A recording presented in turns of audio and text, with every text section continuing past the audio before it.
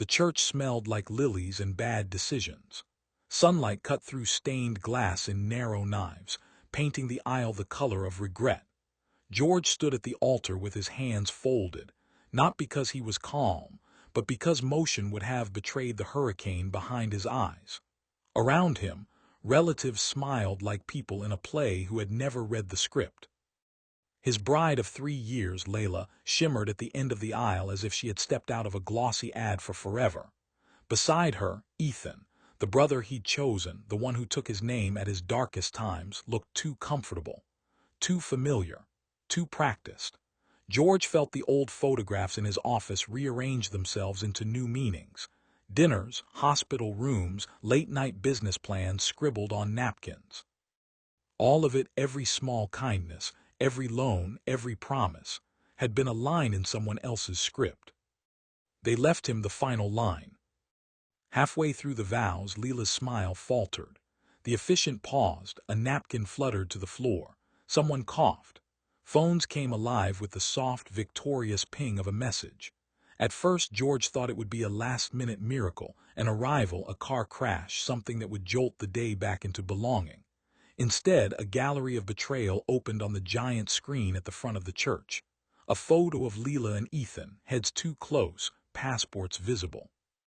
Under it, in a font someone had clearly thought was bleakly ironic, "Sorry, we're in love." Laughter tumbled through the crowd like bad popcorn. The sound was a blade.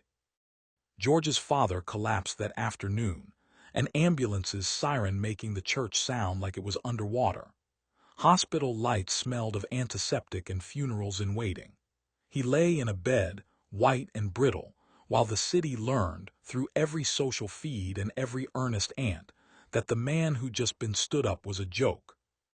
Outside, cameras gathered like bees. Inside, George felt something he had not expected. Not the hollow of a man emptied, but the cool, deliberate clarity of a hunter. "You think you broke me," he said later, when he called the hall of those who'd laughed. His voice was too measured for sorrow, too quiet for rage. "You should have read the rest of the script." He closed his eyes and tasted the perfumed air of the reception that would never be.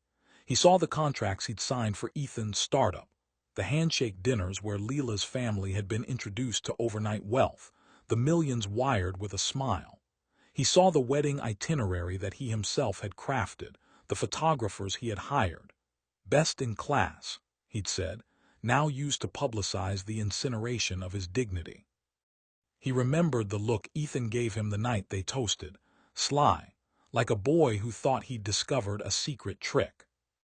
That was the nice part, George told no one and everyone. He told it to his reflection in a hospital window as his father slept, to the echoing church hall, to the city that had made him a meme.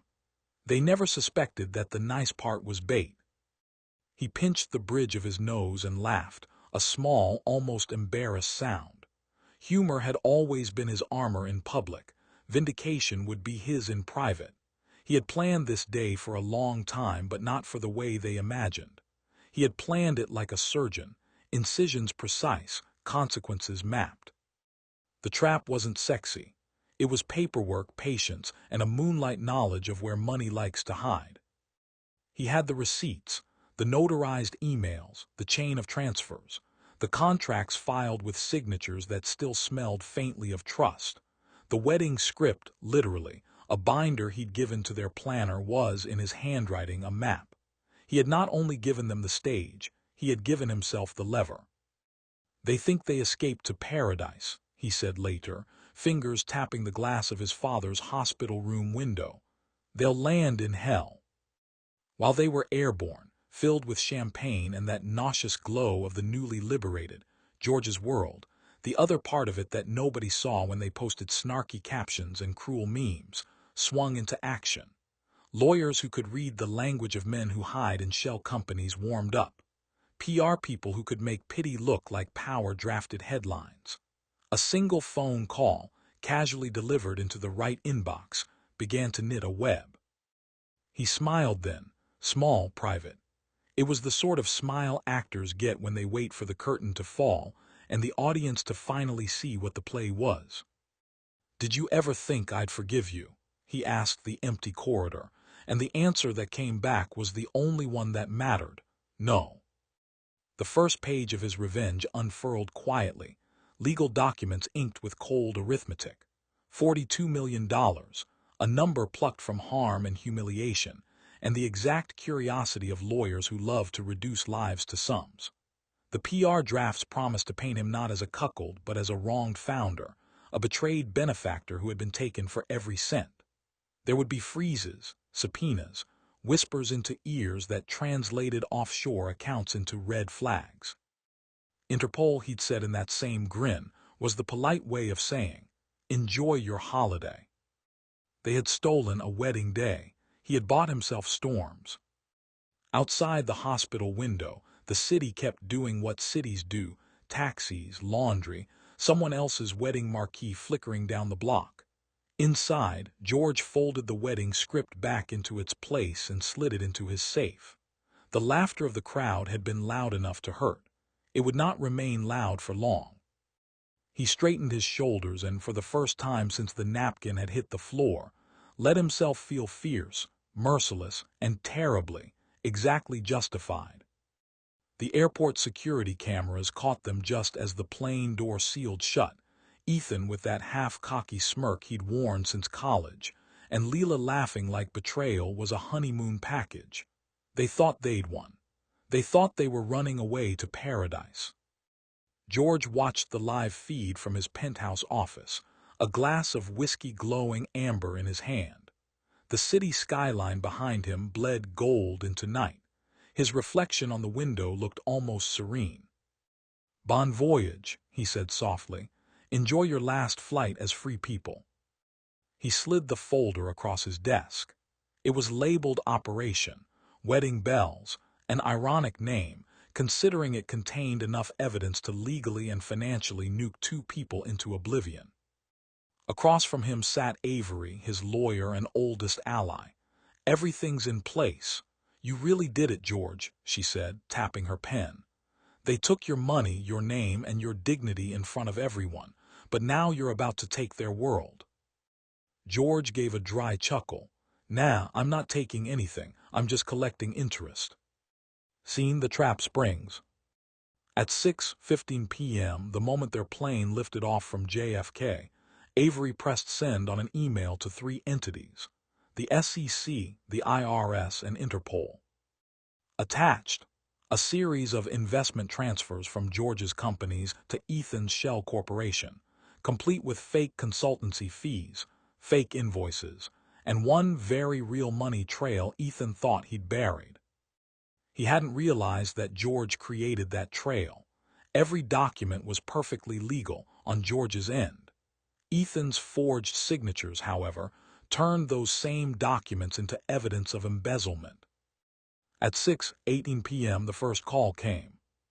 "Sir," said the CFO of Leela's family company, voice trembling, "the bank just froze all our accounts. Every single one. What's going on?" George swirled his drink. "Ah," he said, like someone hearing about the weather. "Must be a system glitch. Tell your boss she should check her emails. There's something there she'll find enlightening." He ended the call, poured another drink, and let himself laugh. A low, tired sound that was half relief, half disbelief. Scene: Leela and Ethan in paradise. Meanwhile, 37,000 feet above the Atlantic, Ethan scrolled through Instagram. Memes about Runaway Bride 2 flooded the internet.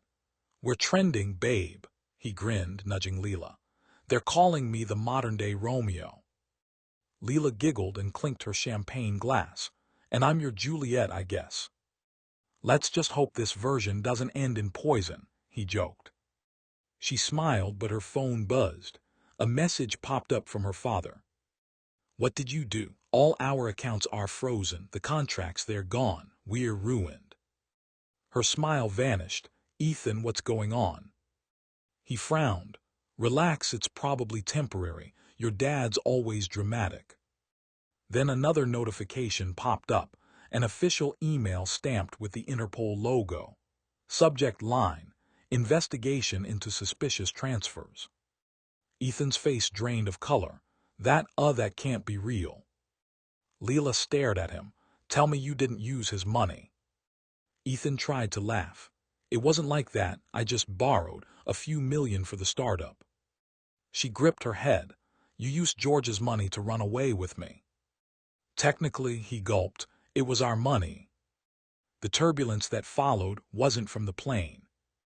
Scene: the press turns. Back in New York, headlines exploded. Betrayed groom turns tables. Billionaire victim of elaborate scam.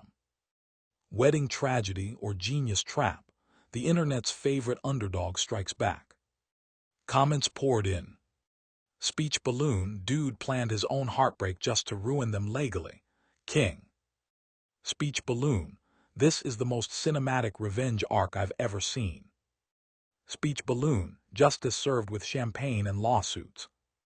George leaned back as Avery read the headlines aloud, smirking. You really think they'll piece it all together? She asked. Eventually, he said, smiling faintly, right around the time their handcuffs click. He turned back to the window, the city lights flickering below. You know what's funny, Avery? Everyone says revenge is a dish best served cold, but I prefer mine, legally binding. The plane landed in Santorini, white rooftops gleaming under the sunrise, sea glimmering like spilled diamonds. Ethan stretched as if stepping into a dream, sunglasses perched arrogantly, one hand gripping Leela, as though the world owed them a honeymoon. Fresh start, babe, he said, inhaling the salty air.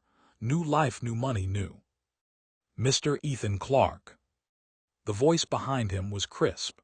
Two uniformed officers stood waiting at the gate, faces blank in that special way only people with power can manage. Ethan blinked. Yeah. You are under investigation for international money laundering and financial fraud, one said, tone dry as paper. Please come with us. Leela's hand slipped from his. This is a mistake, she said quickly. He's innocent. We're just here for our honeymoon. Ma'am, the officer replied calmly, we'll need to ask you to come as well, for questioning.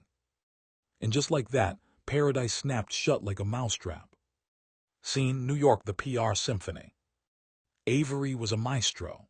By the time Ethan and Leela were being escorted through Santorini airport, their photos, sunburned, shocked, cuffed, were already circulating back in New York. George didn't need to post a thing. The internet handled it for him. BRAKING, runaway bride and best man arrested abroad. Turns out karma flies faster than love. George Hale 1 betrayal duo, 0. Every headline was better than champagne. George sat in his office, scrolling through the chaos, sipping coffee. He'd traded heartbreak for strategy, pain for PR, and he was savoring every frame of their downfall. His phone buzzed. Avery again. They've been detained. Interpol flagged Ethan's transfers. Leela's family business officially filed for bankruptcy this morning. It's over. He nodded slowly. No, he said, setting his cup down. It's beginning. Scene: the interrogation room. Ethan's arrogance cracked under fluorescent lights. Sweat stained his collar. Look, he stammered, it's all a misunderstanding. The funds weren't illegal, they were, business transfers. The officer flipped through the file. Signed by George Hale, the same George Hale you left at the altar. Ethan's lips twitched. That wasn't exactly planned. The officer smirked. Oh, I think it was, just not by you. Across the table, Leela looked exhausted. So all those contracts, she whispered, all the money my family got, that was his doing. Ethan didn't answer. He didn't have to, she already knew. Scene: George's apartment, the final laugh. Night again. The city moved like an orchestra, honking cars, laughter, sirens, life. George stood on his balcony overlooking it all, tie loose, whiskey in hand. The news anchor's voice floated from the TV inside. Sources close to the case say the groom, George Hale, had been investigating suspicious activity for months. His legal team presented airtight evidence of fraud and embezzlement, turning what seemed like a tragic wedding scandal into a masterclass of poetic justice. George smiled, the kind of smile that hurt less with every repetition. "You know," he murmured to no one, "if you're going to stab someone in the back, at least check if they're holding a mirror." His phone buzzed, a text from Avery. "Avery, they're in custody. Public sympathies through the roof. You're officially the internet's favorite ex-groom." "George, good. Let's make them trend for something else tomorrow." He turned off his phone, pocketed the wedding ring he never got to wear, and finally laughed. It wasn't bitter, it was cleansing. The kind of laugh that sounded like freedom. Morning sunlight crept into George's penthouse, reflecting off polished marble and unfinished coffee. He stood by the window again, his stage, his throne, his war room. Below, the city buzzed like an obedient machine, each sound a reminder that life was moving on, except for two people who'd chosen to move against him. His phone vibrated, a new message. "Avery, it's official. Their assets are frozen, both personal and corporate. Ethan's so broke, he can't even afford a lawyer without your permission." George smirked. He should have read the fine print, he muttered, slipping into his jacket. Scene: courtroom theater. The courtroom was packed, journalists, influencers, old business partners pretending to be concerned friends. The smell of perfume, ego, and justice hung thick in the air. Ethan sat at the defendant's table, pale and twitchy, in a suit that looked borrowed.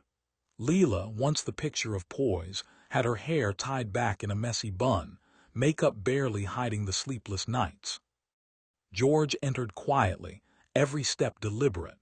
The click of his shoes against the marble echoed like punctuation marks in a revenge symphony. When he sat down, he didn't look at them, not yet. The judge cleared his throat. "Mr. Hale, your claim totals $42 million in restitution and damages." "Yes, Your Honor," George said calmly. "That's just the financial part. The emotional damage is priceless." A few people chuckled softly. Even the judge fought a smile. Ethan's lawyer stood. "Your Honor, my client was emotionally manipulated. He believed Mr. Hale's financial support was genuine friendship." George finally turned, locking eyes with Ethan. "It was," he said smoothly, "until he weaponized it." Leela looked down. George continued, voice steady but surgical. "They stole my money, my name, and tried to bury my reputation. The irony is, everything they took from me was legally tracked, documented, and insured. You could say I prepaid for this day." The crowd murmured. Someone whispered, "Legend." Scene: outside the courthouse, media frenzy. Reporters swarmed the steps like vultures, microphones stabbing the air. "George, did you plan this from the beginning? Do you forgive them? What do you want to say to your ex-bride?" George paused at the top of the stairs, hands in his pockets, the late afternoon sun crowning him like cinematic irony. "Forgive them," he repeated, smiling faintly. "Of course, forgiveness is easy when karma collects the debt for you." The reporters laughed. The quote trended within an hour. Scene: Leela's fall. Across town, Leela's father slammed the receiver onto his desk. "Do you realize what you've done?" he hissed at her. "Our company's gone. The contracts were all rigged. He pulled every deal out from under us." Tears streaked her mascara. "Dad, I didn't know, I thought." "You thought wrong." He stormed out, leaving her in silence. The same silence she'd given George when she walked out of the church. For the first time, she realized what real emptiness felt like. Not the absence of love, but the absence of power. Scene: Ethan's jail cell. The metal door clanged shut behind him. Ethan sat on the cold bench, staring at the ceiling. "Hey," said the guard, sliding a newspaper through the bars. "You're famous." Front page headline: "Justice served. Betrayed groom wins $42 million in court." "He turned heartbreak into a business model," says social media. Ethan buried his face in his hands. He played us all, he whispered, every step. The guard chuckled. Guess you shouldn't have RSVP'd yes to your own downfall. Seen George's toast. That night George sat on his rooftop terrace, city lights sprawling like an empire beneath him. Avery raised a glass beside him. To poetic justice, she said. George grinned. To better weddings. They laughed, glasses clinking. For the first time, George felt the weight of betrayal lift completely. Not because he'd destroyed them, but because he'd reclaimed himself. Funny thing about love, he mused. Sometimes losing it is the best business decision you'll ever make. Rain glazed the streets of Manhattan, making every passing car a reflection of something once loved and long gone. George sat inside a quiet cafe near Central Park, sipping his espresso as the city whispered with the kind of energy that only comes after a storm. He wasn't hiding, he was waiting. Across the street, billboards still flashed his name. Businessman turned legend. The world had turned his heartbreak into a headline, his revenge into a meme, and his silence into mystery. Avery slid into the seat across from him, a warm grin playing on her lips. The verdict's final. They signed everything this morning. The assets, the settlement, the apology statements, done. George stirred his coffee, and Interpol. Leela's out on bail, Ethan's still inside. Guess the honeymoon suite was what he imagined. George chuckled low and dry. Tell him I upgraded his room. Steel bars, waterfront view. Seen Leela's apology. A knock at the cafe door. Rain framed her like a sad painting, Leela, umbrella trembling, eyes hollow. She looked smaller than he remembered, like time itself had sanded down all her edges. George, she whispered. He didn't move, didn't invite her to sit, just looked at her with the calmness of someone who had already said goodbye long ago. I didn't know, she said, voice cracking. Ethan, he told me you were controlling, that you wanted to own us, that you. George cut her off gently. Leela, stop. You don't need to rewrite the story. We both know the truth. She swallowed hard. I came to say sorry. He nodded, apology accepted. She blinked in surprise, just like that. He leaned forward slightly, eyes steady. Leela, I forgave you the moment the plane took off. Not for you, but for me. Because holding on to hate means giving you free rent in my head. And trust me, that lease expired. Her lip trembled. You really planned it all. He smiled faintly. Every detail, from the invitations to the last wire transfer, even the photographer who caught your airport photo, he works for me. She gasped, you knew. Oh, I didn't just know, he said, sipping his coffee. I counted on you to do it. For a moment, silence pressed between them like the rain outside. Then George stood, dropped a few bills on the table and straightened his coat. Goodbye, Leela. She called out softly, do you still hate me? He paused at the door, looked back with that same calm, devastating smile. No, he said, but I don't love you either, and that's the real revenge. Seen the press interview. Later that evening, George sat before a small audience in a TV studio. Bright lights, muted applause, the interviewer's practiced smile. Mr. Hale, she began, the world is calling you the chessmaster groom. Did you ever think it would end this way? He chuckled. Honestly, I hoped it would, not the pain but the peace after. What lesson do you think people should take from your story? George leaned forward, eyes glinting. Never underestimate the quiet ones, especially at the altar. The studio laughed. He smiled. And maybe, don't betray a man who reads his own prenup like scripture. Seen Ethan's letter. In his cell, Ethan sat under flickering lights, scribbling a letter that would never be sent. You win, George. You always did. I just never realized the game started years ago. He folded the paper, stared at the wall, and laughed bitterly. Checkmate. Seen the rooftop ending. That night George stood on his rooftop again. The storm had cleared.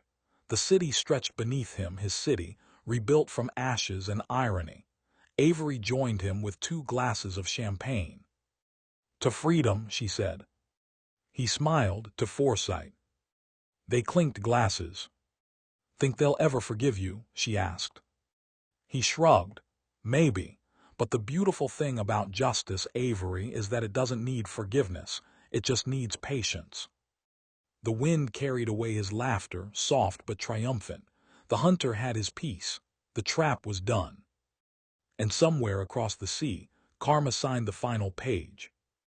6 months later, New York had almost forgotten the scandal that had once devoured every headline. Almost. Billboards that once mocked George now showed his company's logo, Hale Industries, rebuilding the future. His stock had tripled. His public image had transformed from tragic groom to tactical genius.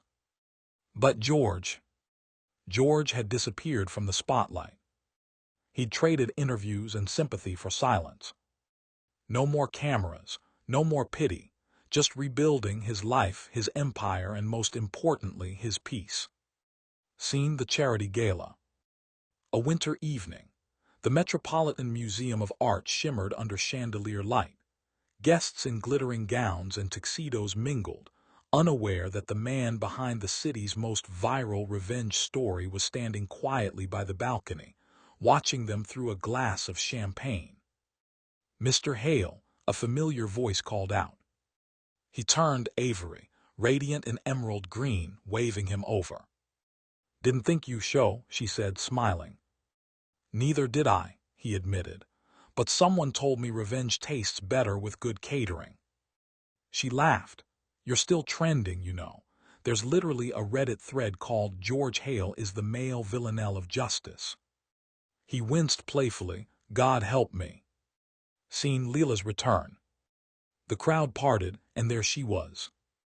Leela, dressed simply, eyes tired but clearer than before. She approached slowly, like someone walking toward a ghost they weren't sure was real. "George." He tilted his head, polite but unreadable. "Leela." She hesitated, searching his face. "You look happy." "I am. I heard about your father. How's he?" "Recovering." He smiles again. "Can't say the same for your family business." She flinched but didn't leave. "I deserved that." He sighed, setting his glass down. "No, Leela, you deserved better than him, but you chose him over everything good in your life, including yourself." Tears gathered, but she blinked them away. "If I could undo it." "You can't," he said gently. "And that's okay. Some lessons come too late, but they still teach." For a heartbeat, the world stilled between them.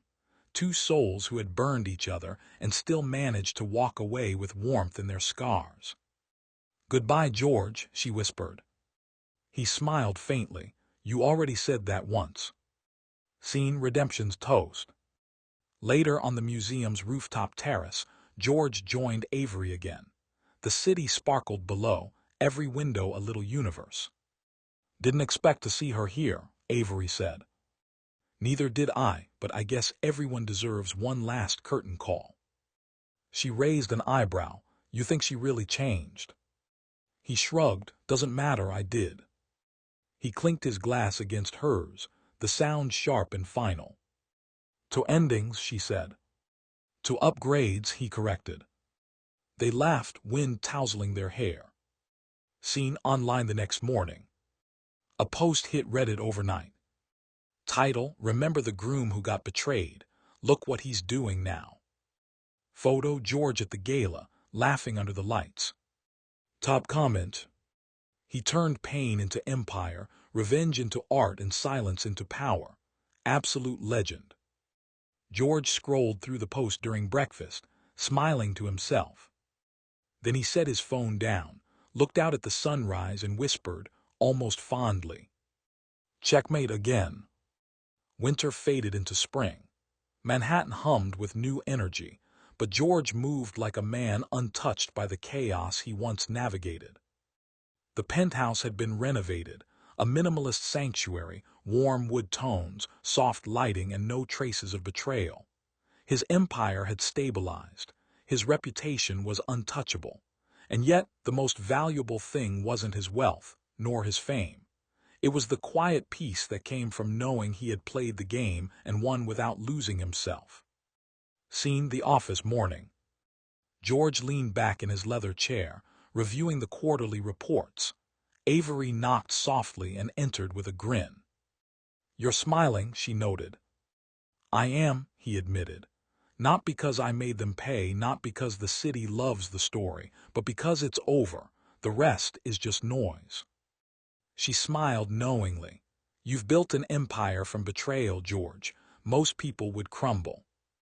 "Most people aren't me," he said with a small, ironic chuckle. He looked out the floor-to-ceiling windows at the skyline. "The real victory isn't revenge. It's freedom.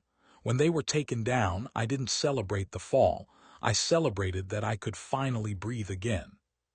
Scene: the unexpected letter.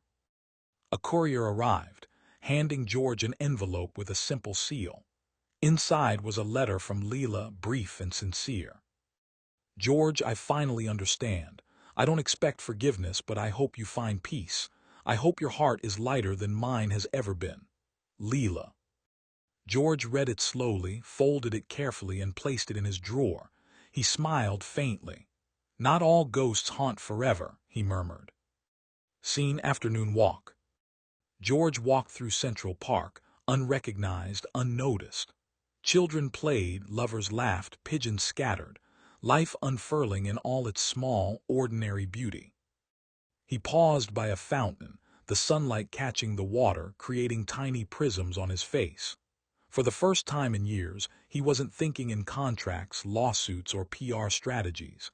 He was thinking of life, the raw, unfiltered, unscripted kind.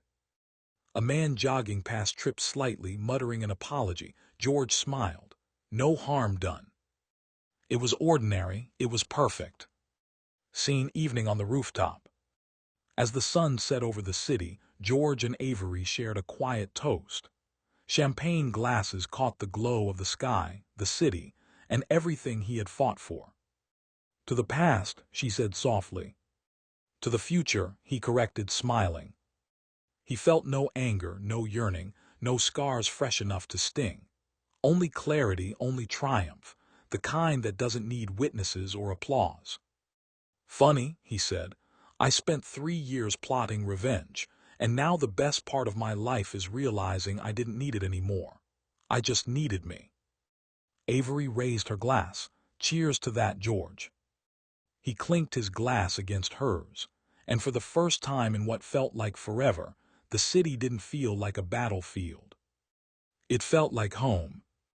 Spring deepened into summer, and George walked the streets of New York with a new rhythm. The city that had once witnessed his humiliation now bore witness to his mastery. No headlines screamed, no social media raged.